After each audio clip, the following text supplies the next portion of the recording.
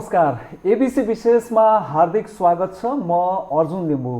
आदरणीय दर्शकवृन्द, गत मङ्सिर 4 गते सम्पन्न सङ्घ प्रतिनिधि सभा र प्रदेश सभाको निर्वाचनको प्रत्यक्ष निर्वाचनको नतिजासँगै समानुपातिक तर्फको नतिजा पनि सार्वजनिक भएको छ, कोटा पनि सार्वजनिक भएको छ र त्यसमा पार्टीहरूले दलहरूले आफ्ना बन्द सूची अनुरूपका उम्मेदवारको नामावली निर्वाचन आयोगमा बुझाइसक्नु भएको छ। अहिले निर्वाचन आयोगले त्यसमा छानबिन गरिराखेको छ र त्यो चाहिँ भेरिफिकेसन पछाडि अन्तिम त्यसलाई प्रकाशन गर्ने तयारीमा निर्वाचन आयोग हुँदै गर्दा यसपालिको खास गरिकन समानुपातिकको जो चाहिँ नामावलीहरू चाहिँ गएका छन् सांसदका रूपमा, त्यसमा केही प्रश्नहरू उठेका छन् र यसमा चाहिँ विभिन्न क्षेत्रबाट विभिन्न क्षेत्र विभिन्न तहका व्यक्तिहरूले चाहिँ यसमाथि विभिन्न हिसाबले आफ्ना विचारहरू पनि अर्थात् भनौँ यसलाई चाहिँ क्रिटिकल्ली हेर्नु पनि भएको छ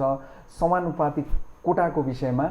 आज हामी यो विषयमा अलिकति विस्तृत रूपमा छलफल गर्नेछौँ, साथसाथमा यसपालिको निर्वाचनलाई पनि विहङ्गम रूपमा हेर्नेछौँ। आज हामीसँग स्टुडियोमा पूर्व प्रमुख निर्वाचन आयुक्त अयोधी प्रसाद यादव हुनुहुन्छ।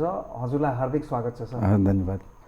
निर्वाचन सम्पन्न भइसकेको छ, प्रत्यक्षतर्फको नतिजा पनि सार्वजनिक भयो, समानुपातिक तर्फको पनि अब कोटा लगभग फिक्स सिटहरू चाहिँ बाँडफाँड भइसकेपछि दलहरूले त्यो जुन आफ्नो चाहिँ बन्द सूची अनुरूपको अहिले नामावली पठाउनु भएको अवस्था छ, यो नामावली पठाएकोमा भनौँ न एउटा एक हिसाबले चाहिँ यसको विरोध भन्दा पनि यो माथि चाहिँ विभिन्न हिसाबले टिप्पणीहरू भइराखेका छन्। यादव सर, हजुरले कसरी हेर्नु भएको छ यो अहिले सुरुमै भनौँ न अहिले प्रारम्भिक रूपमै? धन्यवाद अर्जुनजी। यो नामावली संविधान र कानुनको आधारमा मिश्रित निर्वाचन प्रणाली जुन हामी FPTP first past the post र प्रोपोर्सनल रिप्रेजेन्टेसनको प्रतिनिधि सभामा र प्रदेश सभाको सदस्यको लागि अपनाइएको छ।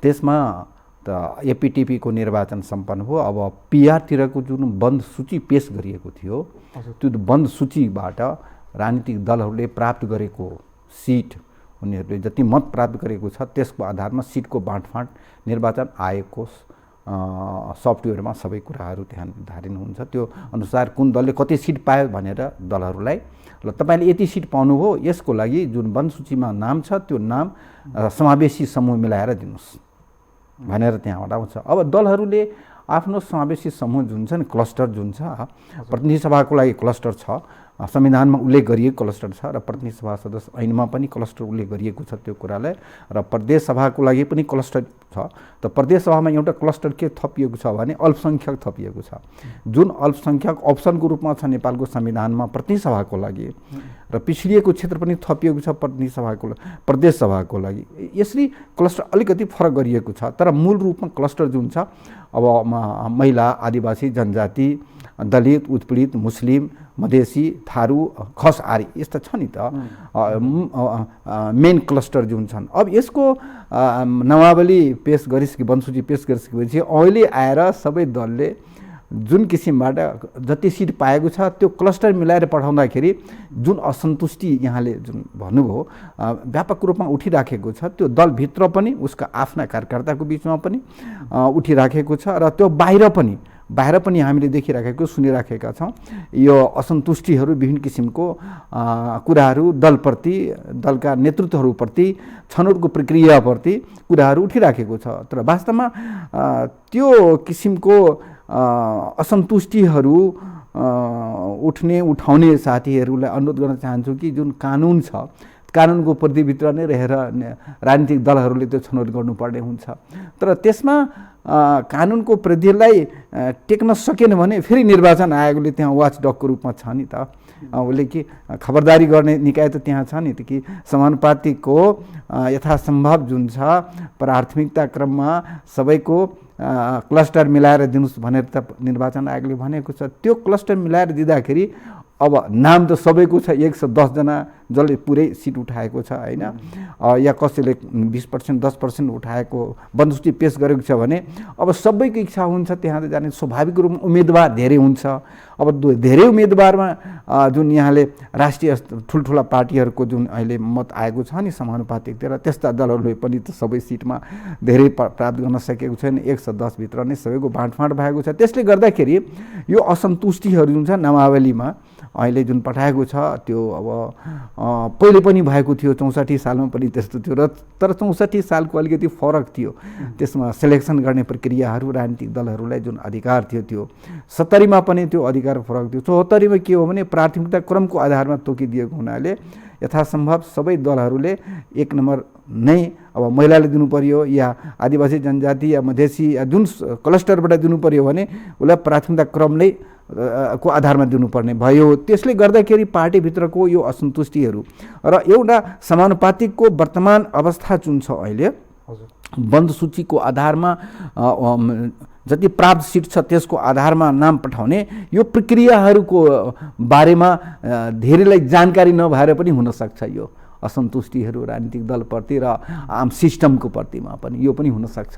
मलाई त्यो लागिराखेको छ, मैले बुझेको त्यो हो। यादव सर, हजुरले यसो भन्दै गर्दा जस्तो जसरी चाहिँ अब एउटा बन्द सूची गइसक्छ र अब आफ्नो पार्टीले कति जितेको छ त्यो आधारमा मान्छेहरू पठाउनु पर्दाखेरि जसरी छनौट हुन्छ, त्यसमा अब जस्तो खास गरिकन चाहिँ नजिकका नातेदारहरू होइन यस्ता व्यक्तिहरू आउँदाखेरि चाहिँ त्यसमा असन्तुष्टि अलिक ज्यादा हो। भलै त्यहाँ योग्यता भनौँ न योगदानको पनि कुरा होला, त्यो पाटो पनि होला, त्यता पनि एउटा त्यो पनि विचार गर्नुपर्ने होला। तर नाता आफ्नै नजिकका श्रीमतीहरू भए होइन, नजिकका नातेदारहरू अर्थात् आफ्नो चाहिँ तपाईँको चाहिँ प्रभावमा रहेका व्यक्तिहरूलाई निकटहरूलाई चाहिँ यो कोटाको प्रयोग गर्ने जुन ट्रेन्ड एक किसिमले देखिएकै छ नि प्रष्ट रूपमा, यो चाहिँ अब भलै त्यो जुन हाम्रो क्लस्टर सिस्टम छ त्यसलाई टेकेर नै गरिए पनि यो कति उचित हो त?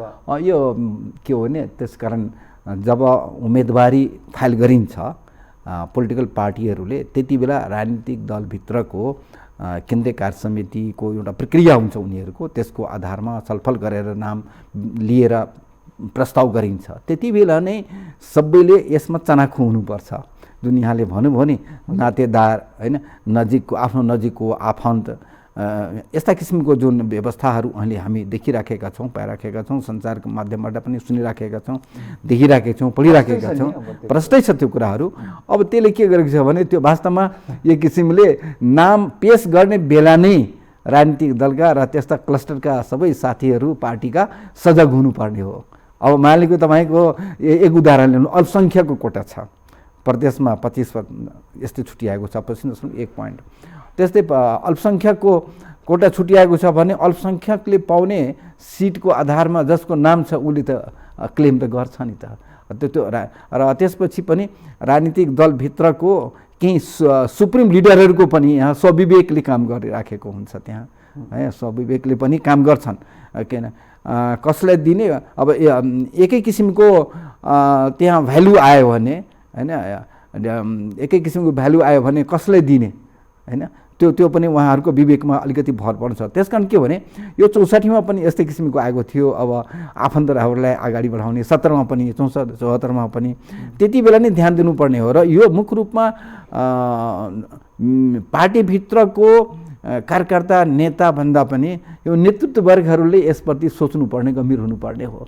मुख्य विषय त्यो हो कि यो समानुपातिक भनेको कुरा जुन छ कुनै खास नातावाद, कृपावाद, जातिवादको लागि होइन। यो मुख्य विषय त्यो हो, त्यो सोच्नुपर्ने हो। यो समानुपातिकलाई मिश्रित निर्वाचन प्रणाली अन्तर्गत 2063-64मा जुन अन्तरिम संविधान थियो त्यसको आधारमा 64को निर्वाचन भयो।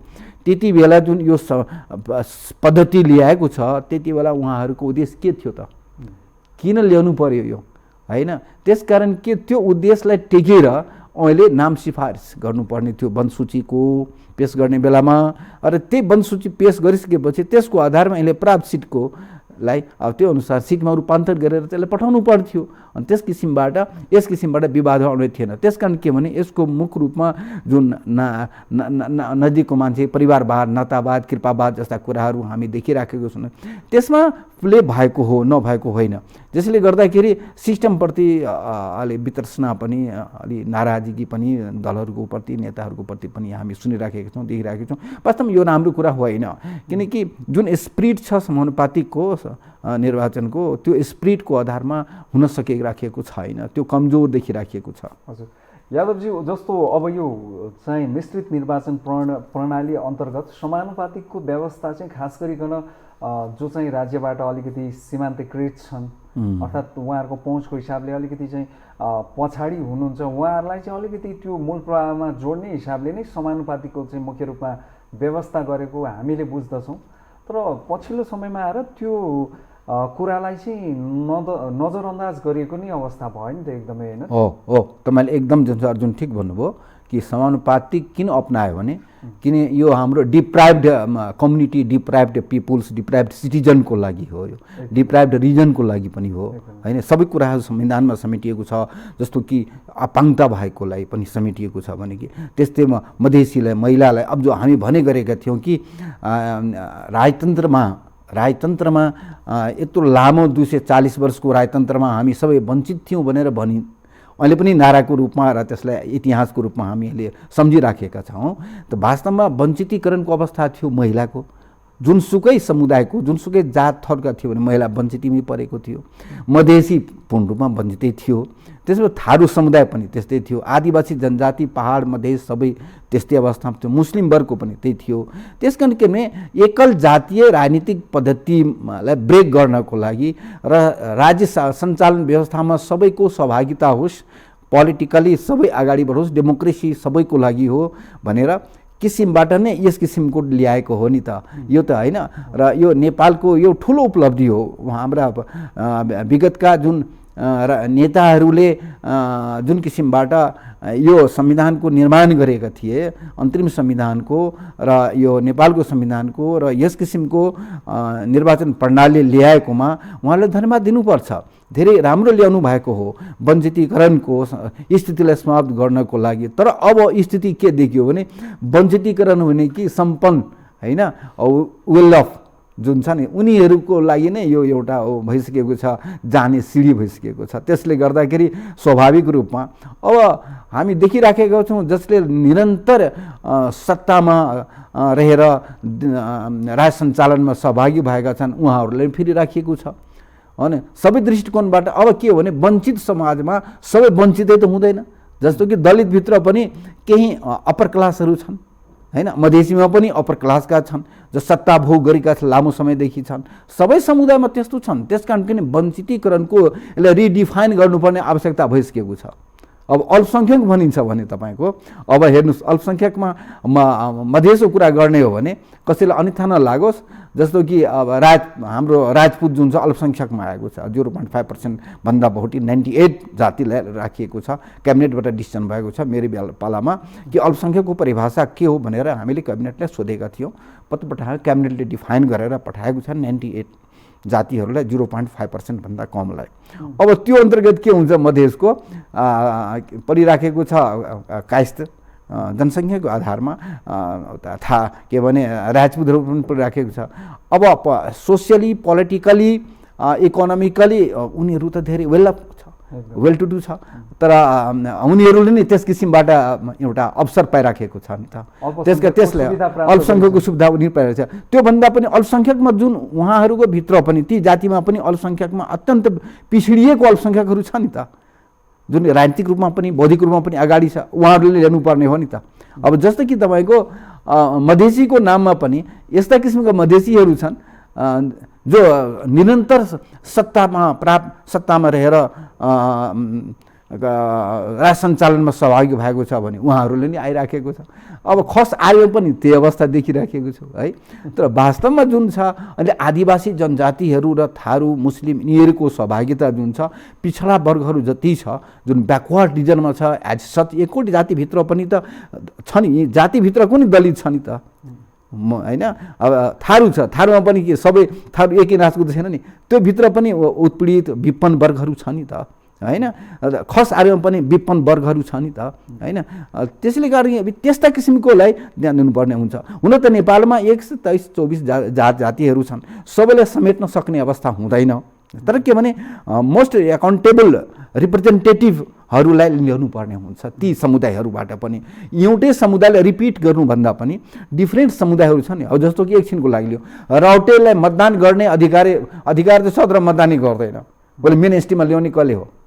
चेपाङहरूको अवस्था त्यस्तै छ, मान्नु छ होइन। अनेक यस्ता किसिमको जातिहरू थरहरू छन् जो अत्यन्तै वञ्चितीकरण अवस्थामा छ। त सत्तामा गइसकेपछि त्यस्ता वञ्चितीकरण अवस्थामा रहेका नेपालीहरूलाई उत्थान गर्नको लागि त अगाडि आउनु पर्यो नि त। त्यो देखिँदैन। त्यसकारण के हो भने पोलिटिकली जुन किसिमबाट यसको उद्देश्य राखिएको छ समानुपातिकको, जुन हामीले देखेका छौँ विश्वमा अरू देशहरूमा अहिले 70% देशहरू जति छ न्युली डेमोक्रेसी कन्ट्रीहरूमा त्यसमा समानुपातिक छ।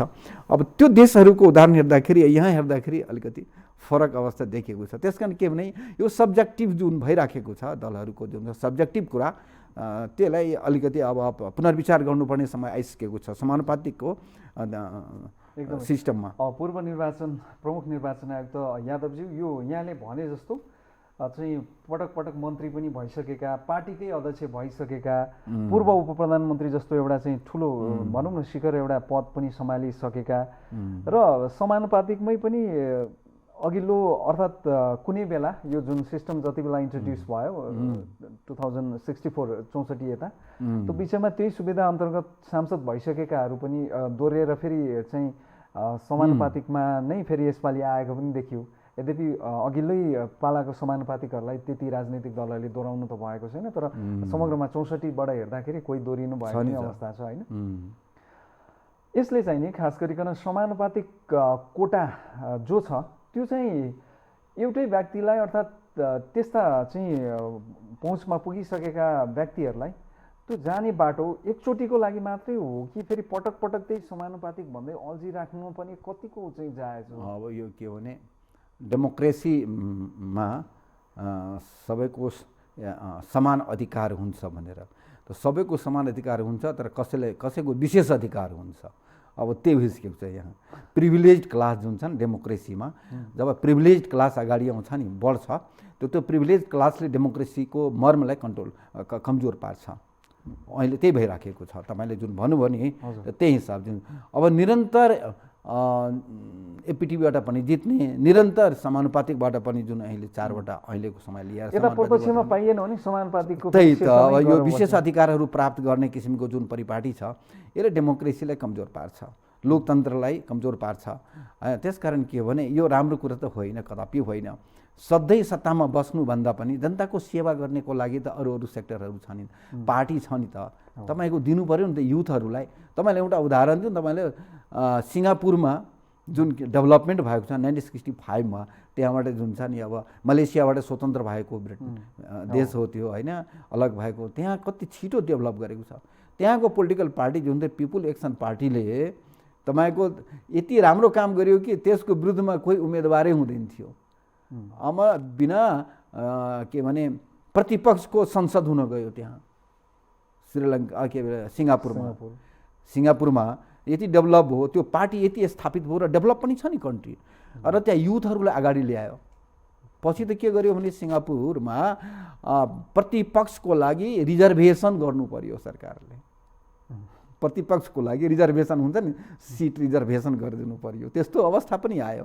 हाम्रो देशमा के छ भने अब भन्नुहोस् त, एउटै व्यक्ति सधैँ बस्ने र डेभलपमेन्ट केही नहुने, सिस्टमप्रति जुन पोलिटिकल सिस्टम जुन छ यो समानुपातिक लोकतन्त्र, त्यसपछि इकोनोमिक डेमोक्रेसी, सोसल डेमोक्रेसी, यस्ता कुराहरूप्रति ध्यानै नदिने देशको अवस्था दिन प्रतिदिन जुन छन् एकदम चाहिँ कमजोर भइराखेको अवस्थामा हामीले जुन पाइराखेका छौँ होइन। युथहरूमा फ्रस्ट्रेसन आइराखेको छ।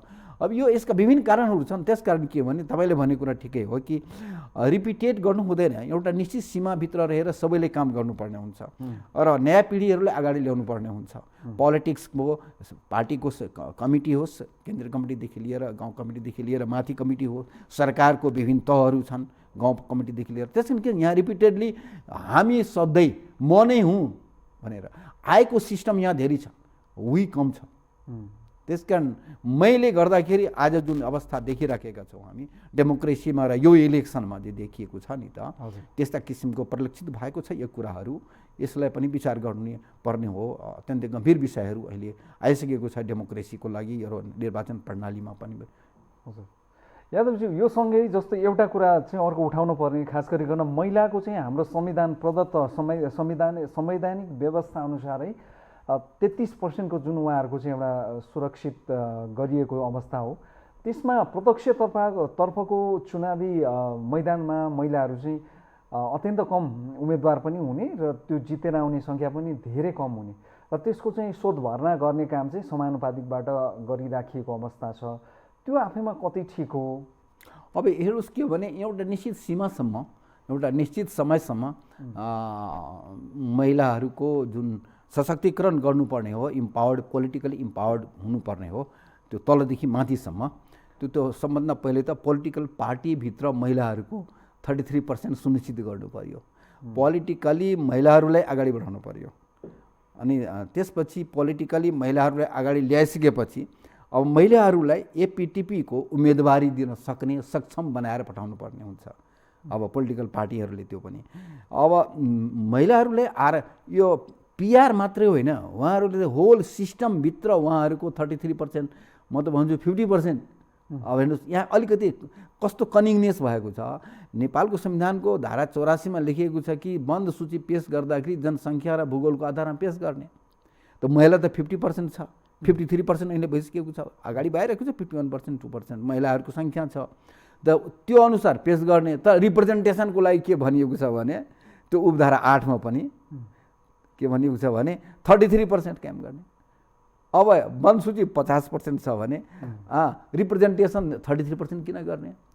हेर्नुहोस् यो कस्तो विरोधाभास भयो नि त, होइन?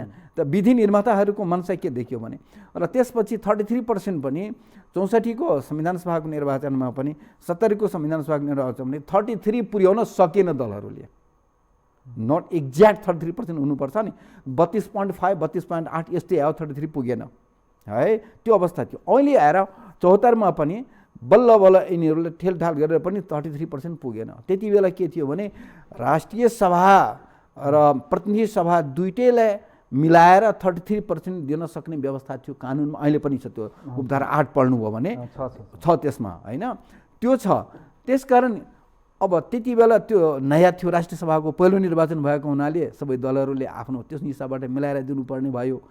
निर्वाचन आयोगले त्यति बेला ल दुइटै सदनमा 33% पुर्याएर दिनुहोस् भनेर भनिएको थियो त्यति बेला। अहिले आएर अब फिमेलहरूलाई एपीटीपी दिने नदिने दिनुपर्छ नि त। महिलाहरू सजग छ, सक्षम छ। प्रत्येक समाजमा अहिले महिलाहरूको सबै समूहहरूमा महिलाहरू अगाडि आइसकेका छन्। 63 सालदेखि लिएर अहिले कति भयो? 63 त 18, 16, 17 वर्ष भयो नि त।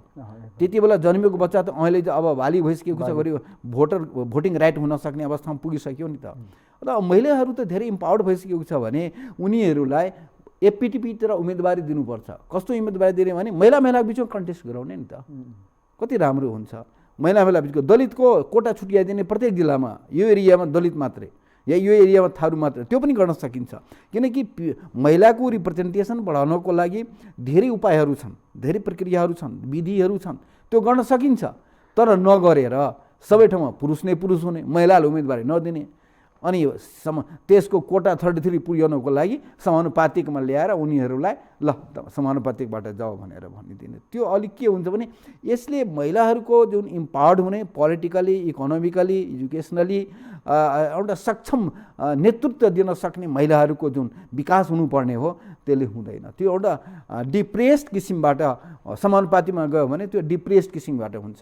खुला रूपमा एपीटीपीमा गएर निर्वाचनको प्रचार प्रसारमा भाग लिएर काम गरेर जुन जितेर या पराजित भएर जे अवस्थामा आयो भने एउटा नेतृत्वको क्षमता लिएर अगाडि बढेको हुन्छ महिलाहरू। त्यो त देखिँदैन यसमा बिहारमा। त्यसकारण के हो भने राजनीतिक दलहरूलाई हामीले जब मेरो नेतृत्व निर्वाचन भएको थियो 70मा पनि आग्रह गरेका थिएँ कि प्रत्येक राजनीतिक दलले आफ्नो पार्टीमा पनि 33% महिलाहरूलाई पनि आउनुहोस्, पार्टीको प्रत्येक तहमा महिलाहरूलाई राजनीतिक रूपले अगाडि बढाउनुहोस्। त्यसपछि समानुपातिकमा त महिलाहरूको 33% विभिन्न समूहमा क्लस्टर मिलाएर दिनु नै पर्ने हुन्छ भनेर त्यति बेलादेखि नै महाधिवेशन हुँदाखेरि पार्टीहरूको महाधिवेशनलाई हामीले आग्रह गरेका थियौँ, चिठी लेखेर। त्यति बेला पनि अहिले पनि गरिराखेको छ निर्वाचन आयोगले।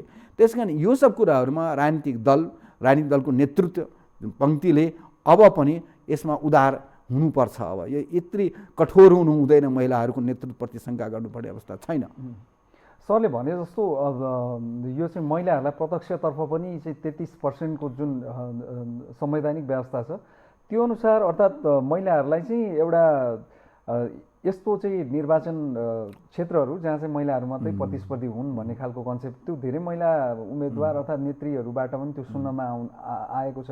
उहाँले त्यसरी पनि लबिङ गरिराख्नु भएको छ। त्यो व्यावहारिक हिसाबले कति चाहिँ सम्भव छ, यसलाई अलिकति विस्तारमा बताउनु। होइन, व्यावहारिक हिसाबले जब तपाईँको हाम्रो घर व्यवहारमा महिला दिदी बहिनी आफ्नो होइन बुहारी आमा श्रीमती सबको छ नि त, कसको डोमिनेसन छ घरमा, घरको सञ्चालन कसले गर्छ अहिले महिलाहरूले बाट हुन्छ। खेती गृहस्थीमा महिलाहरूको छ, अहिले महिलाहरूको जनसङ्ख्या पनि बढिराखेको छ।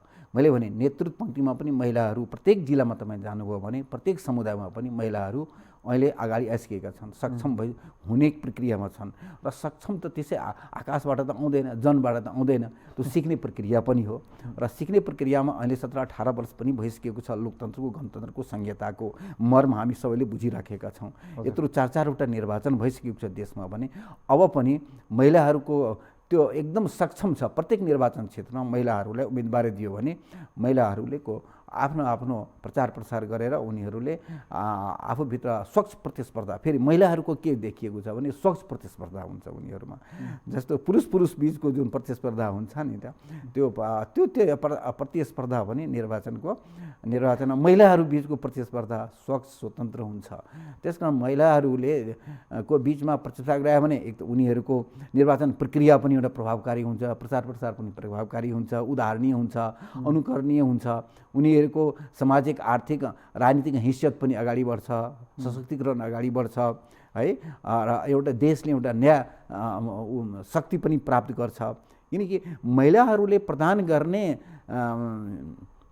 प्रदान गर्ने नीति निर्माणमा योगदान जुन महिलाको हुन्छ त्यो अध्ययनले के देखाएको छ विश्वमा भने पुरुषभन्दा सक्षम देखाएको छ महिलाहरू देखाएको छ। त्यसकारण महिलाहरूप्रति कुनै शङ्का नगरिकन अब उनीहरू क्यापेबल छन्, उनीहरूलाई प्रतिस्पर्धा गर्नको लागि एपिटिपी पनि दिनुपर्छ र समानुपातिकमा पनि जुन राखिएको छ त्यसलाई पनि राखौँ, समानुपातिकमा पनि राखौँ। जस्तो यो अब अहिले हाम्रो चाहिँ मिश्रित निर्वाचन प्रणाली अन्तर्गत चाहिँ हामी छौँ अहिले, त्यो हिसाबले प्रत्यक्ष र समानुपातिक दुईटाको हिसाबले र संसदको चाहिँ टोटल हाम्रो प्रतिनिधि सभाको 275 जनाको कम्पोनेन्ट त्यसरी बन्छ त्यो। र धेरैको चाहिँ अहिले चाहिँ राजनीतिकर्मी अर्थात् राजनीति शास्त्रीहरू चाहिँ के भन्छन् भनेदेखि यो मिश्रित निर्वाचन प्रणालीको कारण अहिलेको सिस्टममा बहुमत ल्याउन कुनै पनि पार्टीलाई गाह्रो छ र काहीँ न काहीँ गएर कोलिसन गर्नुपर्ने अर्थात् अस्थिरता त्यहाँबाट पनि अलिक ज्यादा होला कि भन्ने प्रश्न उठ्ने गर्छ नि यादवज्यू, के छ तपाईँको यसमा राय? अब हामी देखिरहेका छौँ 64 को अवस्थामा पनि होइन देखियौँ, 70 मा पनि देखियौँ हामी र 74 मा पनि देखियौँ। अब यसको के छ भने मिक्स्ड इलेक्टेड सिस्टमको हामीले देखेका छौँ। समानुपातिक निर्वाचन प्रणाली मात्रै भएको देश साउथ अफ्रिकामा, त्यहाँ त बहुमत आउँछ, अफ्रिकन नेसनल कङ्ग्रेसको ANC को आउँछ, त्यहाँ आइराखेको छ होइन। लगातार त्यही अफ्रिकन नेसनल कङ्ग्रेसले सत्तामा छ। नेल्सन मण्डेलाको उहाँकै नेतृत्वमा त्यो पार्टी त 1912 मा स्थापना भयो। त्यसपछि त नेल्सन मण्डेला 27 जेलपछि छुटेर आएपछि त्यही पार्टीको प्रेसिडेन्ट पनि हुनुभएको थियो। त समानुपातिकमा पनि त बहुमत सरकार त भयो नि त, त्यहाँ देखिएको छ। त्यस्तै गएर मिक्स्ड इलेक्टोरल सिस्टमको गर्ने हो भने तपाईँको लेसोथोमा पनि गएको थियौँ हामी अध्ययन गर्नको लागि। त्यहाँ पनि मिक्स्ड इलेक्टोरल सिस्टममा पनि त्यहाँ बहुमतको सरकार त हुन्छ, त्यहाँ पनि देखेका छौँ हामी बहुमतमा दुईटा पार्टीको कोलिएसन एउटा, तर त्यो कोलिएसन अलिकति अपवित्र जस्तो देखिएको थियो। तर हुन्छ, तर खास गरेर के हुन्छ भने यो सिस्टममा समानुपातिक सिस्टममा जबकि विभिन्न क्लस्टर्सहरू हुन्छ होइन, त्यसमा स्वाभाविक सम्भवतः यो एउटै पार्टीको बहुमत आउन सक्ने अवस्था कमजोर हुन्छ, त्यो हुँदैन। त यसको लागि या त पूर्ण समानुपातिक गर्नुपर्छ फुल गभर्मेन्टको लागि, फुल पार्टी मेजोरिटीको लागि या होइन भने पूर्ण रूपमा एपिटिपी जुन हुन्छ नि प्रत्यक्षको निर्वाचन गर्नुपर्ने हुन्छ, जुन कि हाम्रो अभ्यास छ नि 64 अगाडिको जति निर्वाचन थियो त्यो सबैमा एपिटिपी थियो। त्यसकारण यो पनि पोलिटिकल साइन्टिस्टहरूको यो पनि बहस छ अहिले कि वास्तवमा यस्तै किसिमबाट यो सिस्टमबाट बहुमतको सरकार जुन छ हुँदैन। तर हामीले के देखियो भने तपाईँ विचार गर्नुहोस् कि 2074 को निर्वाचनमा त बहुमत त थियो नि त, एराउन्ड 2/3 मेजोरिटी आयो नि त, बहुमत त प्रश्न थियो नि त, बहुमत नभएको त होइन, बहुमत थियो। त बहुमतको सरकार पनि नेपालको अब त्यो पार्टीको पार्ट हो, किन त्यो असफल भयो त्यसको विषयमा म बहस गर्ने त यहाँ के भन्न चाहँदैन। तर त नआएको तपाईँ जुन भन्नु भने त्यो 74 मा त हामीले देखियो, दुईटा पार्टी कोलिसन भयो, फेरि त्यो बहुमतको सरकार आयो, पार्टी एकीकरण भयो, नेकपा नेपाल कम्युनिस्ट पार्टी भयो। नेपाल कम्युनिस्ट पार्टीको त बहुमतको सरकार थियो। त्यसकारण के भने यहाँ बहुमत नआउने कुरा होइन। जब तपाईँ देश र जनताप्रति तपाईँ जिम्मेवार हुनुभयो भने, पार्टी जिम्मेवार भयो भने पार्टीले दिन्छ नि त। त्यो कुरा के देखायो भने अहिले पनि तपाईँको 74 को अहिलेको 79 को निर्वाचनले के देखायो भने दलहरूबाट अलिकति फरक किसिमको जुन राजनीतिको स्थिति देखियो नि त, अहिले नयाँ राजनीतिक दलको इमर्ज देखियो नि त। यसले के देखायो भने त होइन, त्यसकारण के भने विचारणीय कुरा हो, बहुमत नआउने कुरा होइन यसमा निरपेक्ष रूपमा, तर बहुमत आउन सक्छन् होइन। त्यसकारण के भने तर त्यो बहुमतको दृष्टिकोणबाट मात्रै यो समानुपातिक निर्वाचन प्रणालीलाई हटाउने हो भने यसबाट जुन छ उत्पीडित उपेक्षित जुन एउटा पाइराखेको छ होइन, फेरि त्यो अवस्था रहँदैन उनीहरूको लागि। वञ्चित डिप्राइभ्ड सोसाइटी कम्युनिटीले जुन पाइराखेको छ होइन, त्यो त उनीहरूले पाउँदैन, बहुत कम हुन्छ, सम्भावना कम हुन्छ फेरि त्यस कारण पिआरको आफ्नो अहिले आवश्यकता छ नेपालमा। समानुपातिक निर्वाचनको पनि छ, पूर्ण समानुपातिकमै जानुपर्छ। अब त यस्तो भयो, किन एपिटिपी राख्ने र दुईटा राख्ने, पूर्ण समानुपातिकमा जाउँ, बहुमतको सरकार बन्छ। हजुर होइन, र यो मिश्रितमा पनि बहुमतको सरकार बनेकै हो, हामीले भोगेकै हौँ होइन। त्यसकारण यस्ता कुराहरू जुन छ नि यो एउटा पोलिटिकल डिस्कसनको कुरा हो। समाधान चाहिँ पूर्ण समानुपातिक त्यसो गर्दा कुनै दलले मेजोरिटी पनि ल्याउँछ। तपाईँले त्यो एएनसी को अफ्रिकाको उदाहरण दियो हो त, ल्याउँछ, किन ल्याउँदैन। नेपालमा पनि तपाईँले देखेँ नि अहिले जुन तपाईँ मिक्स्ड इलेक्टोरल सिस्टम र पोलिटिकल फ्रस्ट्रेसनको कारणले गर्दाखेरि जुन इलेक्सनमा देखियो नयाँ शक्तिहरूको जन्म देखियो त्यो किन देखियो होइन।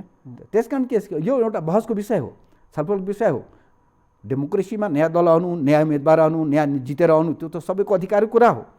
तर जुन स्थापित जुन सङ्घर्ष गरेर राजनीतिक दलहरू जुन आएको छ होइन, 2006 सालदेखि अब नेपाल कम्युनिस्ट पार्टी, नेकपा कम्युनिस्ट पार्टीहरू सबै आएको छ नि। नेपालमा यत्रो परिवर्तन भएको छ, दलको कारणले नै भएको छ। र अहिले फेरि दलहरूले गर्दाखेरि नै नयाँ शक्तिको आइराखेको छ। त नयाँ शक्तिले पनि नेपालमा रूपान्तरकारी परिवर्तन गरोस्, हाम्रो शुभकामना छ। कसैले रोक्ने अधिकार छैन, आउनुपर्छ, आउँछ। तर के भने बहुमतै आउँदैन भन्ने कुरा छैन, बहुमत आउँछ। र गठबन्धन आफैभित्र एउटा बहुमतको पार्ट हो, यो पनि विचार गर्नुपर्ने हो। किनकि इन्डियामा पनि तपाईँको एपिटिपी सिस्टम छ, त्यहाँ पनि एनडिए छ नि त। विभिन्न प्रान्तमा पनि छ, सेन्ट्रल गभर्मेन्टमा पनि छ। अहिले त्यहाँ पनि भन्छ नि भाजपाको सरकारले एनडिए गभर्मेन्ट भन्छ नि। त्यहाँबाट विभिन्न दलहरू जुन छ नि, क्षेत्रीय दलहरूलाई मिलाएर एउटा जुन छ नि राष्ट्रिय स्तरमा सहमति गरेको अगाडि बढिराखेकै छ होइन। तर हामी कहाँ के छ, बहुमतीको सरकारको अवस्था 15 सालमा पनि हामी हेरिसकेका छौँ, 48 मा पनि देखिसकेका छौँ। अहिले आएर फेरि अब यो बहस चलाएर समानुपातिकलाई गला घोट्नु राम्रो कुरा होइन होइन। त्यसकारण के भने यसमा सुधार गर्नुपर्छ, सिस्टममा सुधार गर्नुपर्छ।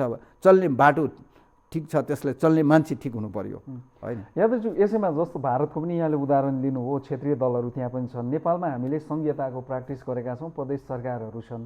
नेपालमा चाहिँ अपेक्षाकृत रूपमा जस्तो क्षेत्रीय दलहरू अर्थात् क्षेत्रीय पार्टीहरूको अस्तित्व किन चाहिँ त्यो भनौँ न अस्तित्वमा आउन सकेनन्, आएकाहरू पनि चाहिँ त्यो फेरि घट्दो क्रममा चाहिँ छन्। यसलाई कसरी हेर्ने, यो पनि एउटा चाहिँ अब यो अहिले सङ्घीयताको लागि भनौँ अहिले जुन चाहिँ हाम्रो चाहिँ निर्वाचन प्रणाली छ त्यसले परिकल्पना गरे अनुसार त क्षेत्रीय दलहरूको पनि काहीँ न काहीँ उपस्थिति त देखिएला नि त होइन, हुनुपर्ने। अब हेर्नुहोस् के हो भने क्षेत्रीय दलहरूमा त अब दल त नेपालमा धेरै छ नि त, धेरै छन्, मोर देन 100 छ। तर के भने रिप्रेजेन्टेसनको दृष्टिकोणबाट हेर्ने हो भने अहिले 12वटा दलहरू कति आएको छ, र त्यसपछि यो थ्रेसहोल्ड कटाउनेमा कति 7वटा मात्रै छ।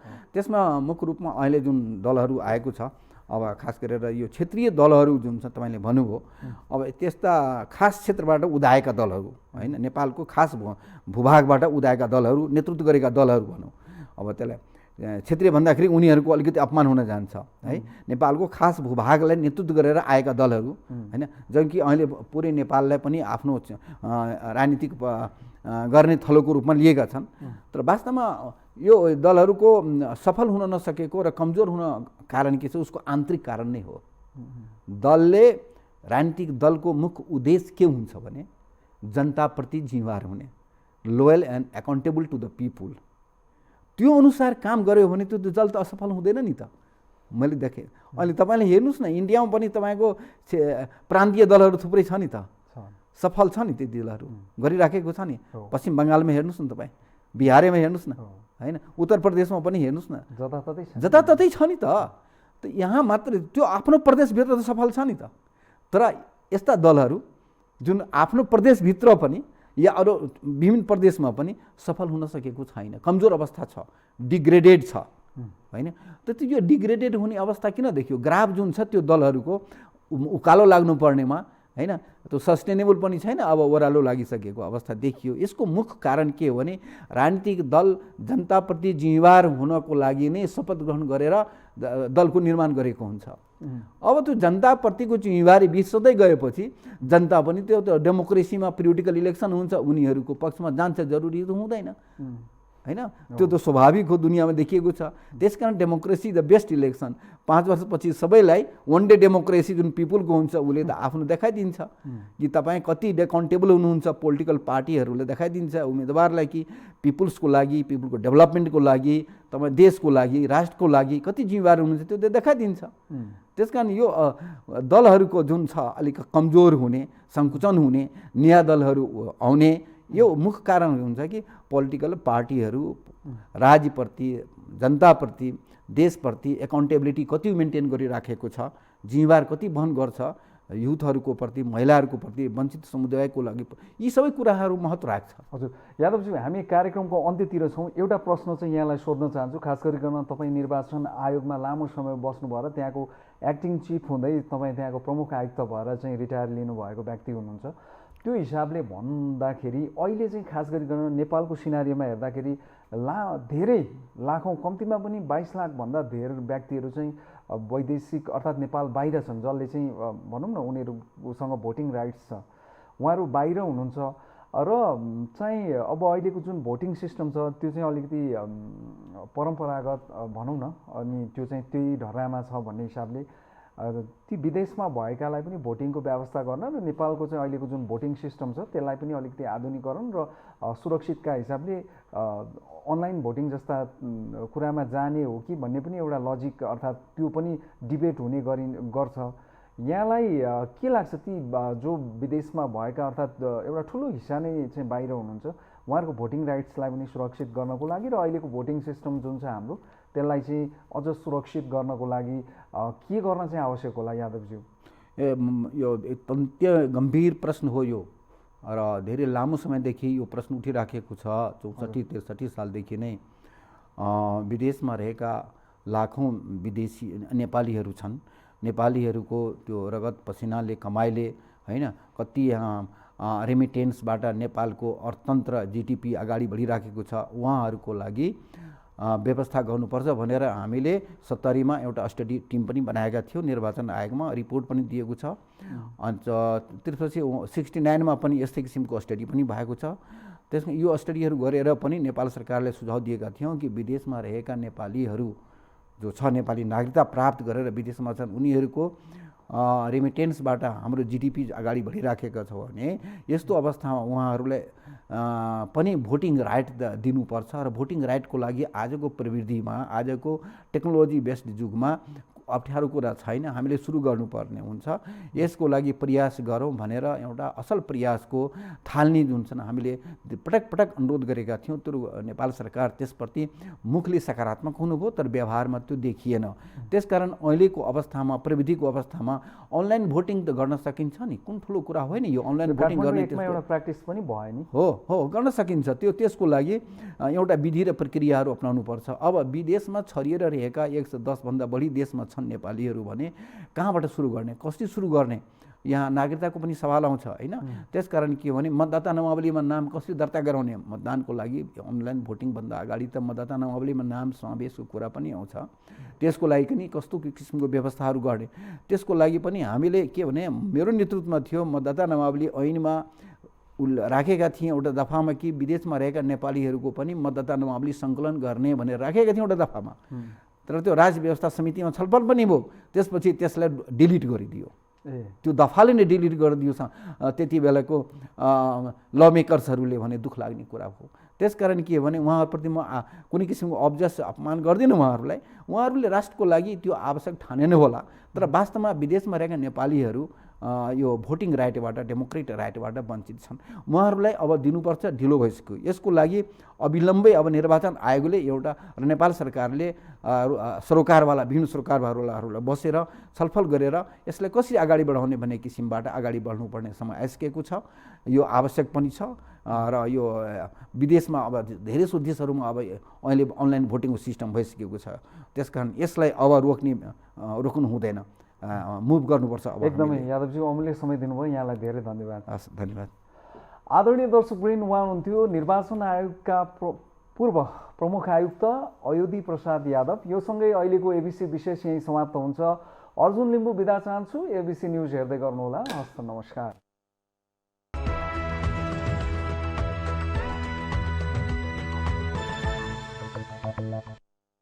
देश दुनियाँको समाचार हरेक